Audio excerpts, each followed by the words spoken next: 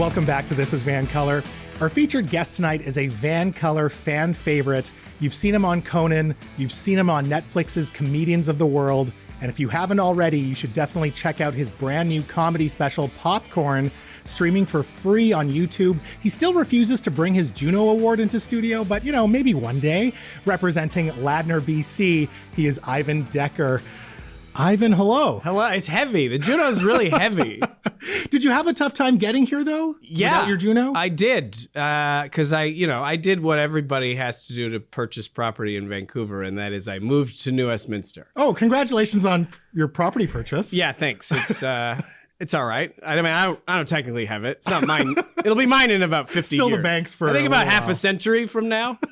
I'm buying it for generations of Deckers from now. Good for you. Yeah, investing in the future of my family.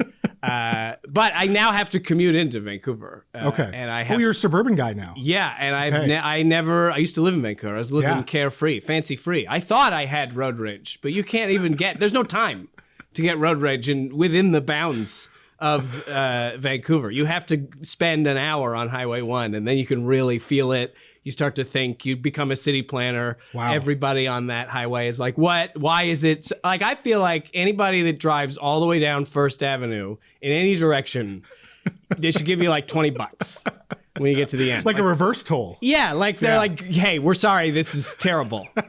This is a bad street. We never should have made this the main way. Everybody has to get from east to west in this city. So now you can understand the sacrifices that your fans make to be able to see you in the city. Yeah, when I worked at the comedy club downtown, there was this, broad thing. People used to look down their nose at the suburban people who came in. They're like, oh, they drove all the way in. And they were generally a tougher audience.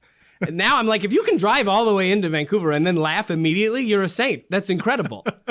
I don't know who can even do that. I need like an hour to walk around and cool off. I'm just like enraged. I can still feel a bit of that rage coming off you right now. Yeah, it's bad. It's very bad to sit in, I want a highway that goes all the way downtown. So I feel like it's always been this way in Vancouver. I was looking up some articles from 10 years ago, and it was still Vancouver, one of the worst places for traffic in North America. Yeah, and I spent half the time in Los Angeles. I would rather drive there any day of the Really? week. Yes, because traffic there, it's a lot, but it moves, albeit slowly, but you're going forward.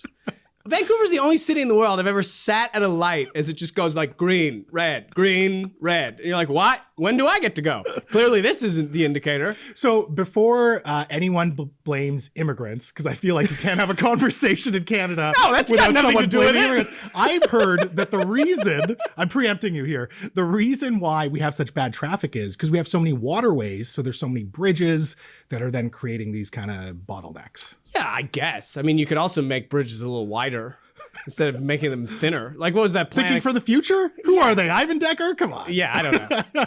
I feel like they need to do I also, here's another plan I have. I think construction on a major roadway should continue until it is finished. I feel like, when a crew at night, bring a night crew in, keep working. Right. When you're operating on a if you're doing surgery on a person, you don't put cones around them and go home for the night at 5 o'clock. If the surgery takes longer than 8 hours, they bring in another surgeon. Keep working on it. Get it done. You know what you should do? You should invest in a Tesla, because I believe that if you register your electric vehicle, you're allowed to use the HOV lane and then you're cruising. Yeah, they shouldn't be in there anymore. The HOV lane is an absolute disaster.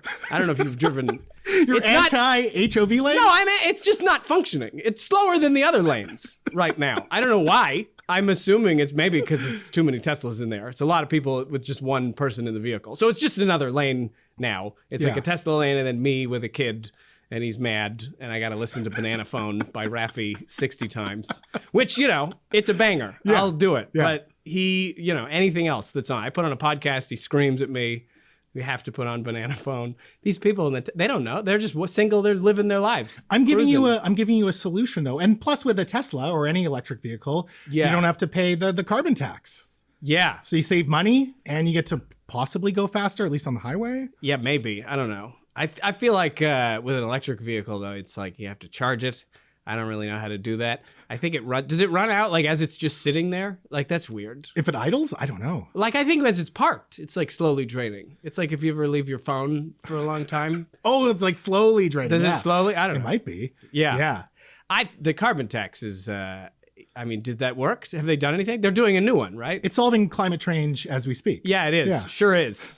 We've seen the evidence. That's what's great about the carbon tax. Ever since they brought it in, we're all just, everywhere you look, oh, the carbon tax paid for that. Oh, there's that new, remember how we all get to take the bus for free because of the carbon tax? Oh, no, everything. I think they spent it all on ArriveCan. That was the whole carbon tax, just went to ArriveCan. Yeah, we wasted it. Yeah, they were like, whoops. Whoops, we spent it all on that. For congestion, I've heard that one of the solutions is, it's actually the reverse of what you just proposed. They want to charge people for using the roads. Oh, and yeah. they think that that'll slow down congestion. Yeah. Mobility pricing. Are you in favor of that? No. Quit nickel and diming me.